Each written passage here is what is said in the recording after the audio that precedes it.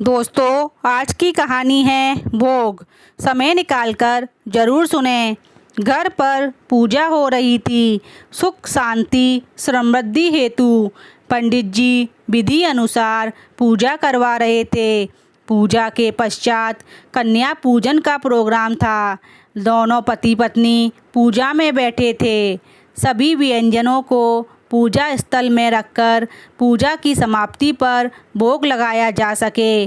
वहीं उनका 6 वर्षीय बेटा बाहर की ओर निकलकर दूसरी ओर बने एक कमरे में पहुंच गया, जहां उसकी बुजुर्ग दादी चारपाई पर लेटी हुई थी।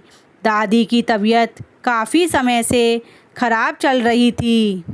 आज भी कमजोरी की वजह से उनका अंग अंग कांप रहा था।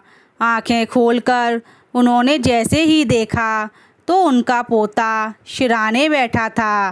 पंखा झल रहा था।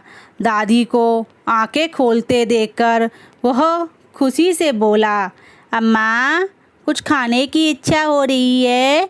दादी बोली, बेटा, मुझे कुल्ला दातून करवा दे, तब कुछ खाने की सोचूंगी। पोते ने सहारा देकर दादी को उठाया और उसे वॉशरूम तक ले गया। और जब वह दादी हाथ मुंह धोकर निर्वस्त्र हो गईं तो उन्हें वापस बिस्तर पर बिठा दिया और बोला, अम्मा, मैं अभी कुछ खाने को लाता हूँ।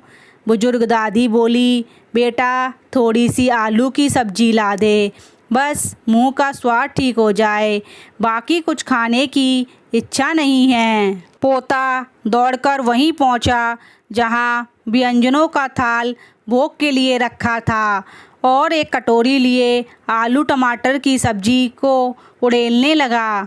यह देखकर माँ ने टोका, अरे अरे अरे, ये क्या कर रहा है? अभी कन्याओं का पूजन करना है। पहले माताजी को तो भोग लगाना है, बाद में खाना। पर बेटा माँ की बातें अनसुनी करता हुआ बोला, मम्मी, माता को भोग लगाने ही तो जा रहा हूँ।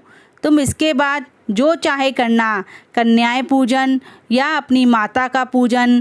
पहले मैं अपनी देवी माँ को भोग लगा दूँ। ऐसा कहते हुए वह कटोरी में आलू की सब्जी लेकर अपनी दादी के पास दौड़ा। यह देखकर माँ गुस्से में जैसे ही उठने लगी, पति ने हाथ पकड़कर उसे बिठाते हुए कहा, जो काम मैं इतनी सालों में नहीं कर पाया, आज मेरे बेटे ने 2 मिनट में कर दिया। जो सही भोग लगाने से एक बेटा आज तक डरता रहा, वो आज एक पोते ने कर दिया। इससे पहले पत्नी कुछ कहती, पंडित जी बोले, सही कहा बेटा, घर में सुख शांति और समृद्धि चाहते हो तो पहले घर वाली माँ की सेवा करो। वो मंदिरों वाली माँ तो ऐसा करते देख स्वयं ही प्रसन्न हो जाएगी और ये घर परिवार हमेशा सुख शांति और समृद्ध रहेगा।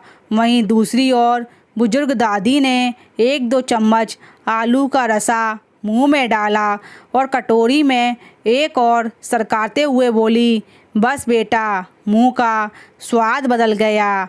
हमेशा खुश रहो, जुग जुग जियो मेरे लाल, जुग जुग जियो मेरे लाल।